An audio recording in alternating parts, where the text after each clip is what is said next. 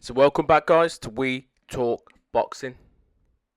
And in this video I'm going to be talking about the event which is taking place on the weekend, which features the prospect Moses Itauma. So this will be his first fight for this year, and his opponent Mike Balogun, thinks that he could potentially cause the young pup in terms of Itauma some problems. Now, these videos that I'm going to be doing now, I'm going to hopefully look to try and get them a little bit more frequent, a little bit more regular. Probably even talk about some of the latest news that's obviously on the boxing sites, or potentially some of the latest videos that have been put up on YouTube and features boxers talking about their camp, their training, their next opponents, etc. Just giving you guys my thoughts on that. So hopefully over the next couple of weeks I will be doing a lot more frequent videos in regards to just various boxing topics. But today going to be talking about the event on the weekend, which sees the main headline between Josh Taylor and Echo Esserman, which features Moses Itauma on that card as well. And obviously we've got Alois Jr. as well, up and coming cruiserweight prospect.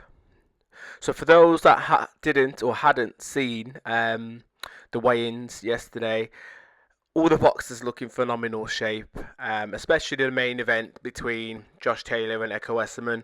Both guys look fit for the weight, and it's good to see. It's good to see Josh Taylor looking a bit more filled out compared to drawn and dried out with what we've previously seen in his other fights, because obviously he's had to cut weight the day and the night before.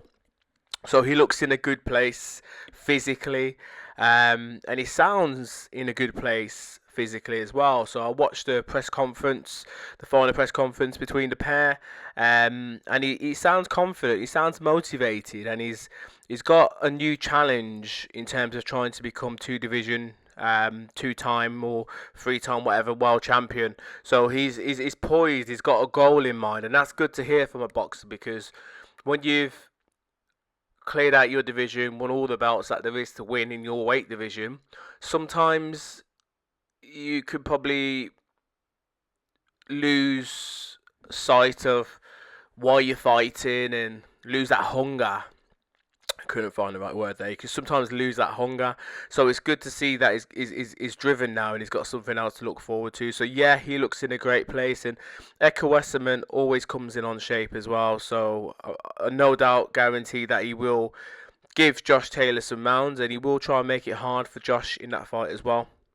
Now anyway, I'm going to be talking about Moses Itauma in this video mainly. Now, Moses Itauma, he's done a lot of interviews over the last couple of weeks, a lot more than what he's normally used to doing. And a lot of people are singing his praises and saying he's this, he's that. And he hasn't really done much yet. He is a prospect, and fighters are not taking the fights that he wants to be in there with. So I get that he's avoided, but a lot of these pundits that you're listening to either on TalkSport or on their YouTube channels are blowing a lot of smoke up his arse, and I hope he just doesn't lose sight of where he wants to be. He seems in interviews that I've watched that he is quite level-headed, he is grounded, so hopefully he doesn't lose track or get a bit too overconfident, because sometimes that could ruin your career. Because you just lose sight exactly what you're fighting for, because you've got all the money and you've got all the fame, people screaming your name, and you go in there and you sometimes end up losing against someone like a Mike Balogun because you weren't focused. So hopefully that doesn't happen to Moses Itauma, because he is a prospect and it would be good to see how far he could go, and there's plenty of exciting fights there for him. He just needs to stay level-headed and grounded, and hopefully he's got someone in his camp, that could do that for him. But in terms of this fight, Balogun hasn't he's only lost once, and that was against Gassiev, I think. So he is a little bit durable.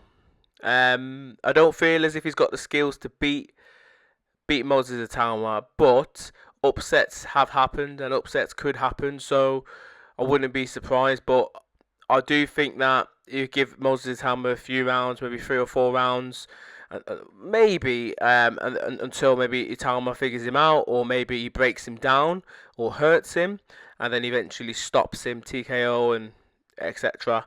But yeah, let's wait and see what happens. And everyone's excited for Moses, and I'm not surprised. He's a young pup on the scene, and you know what I mean. People are screaming his name, and it's always good as well when it's a British heavyweight because you get a lot more fame directed on you in terms of heavyweight game. Look what happened to Anthony Joshua when he came out of the Olympics.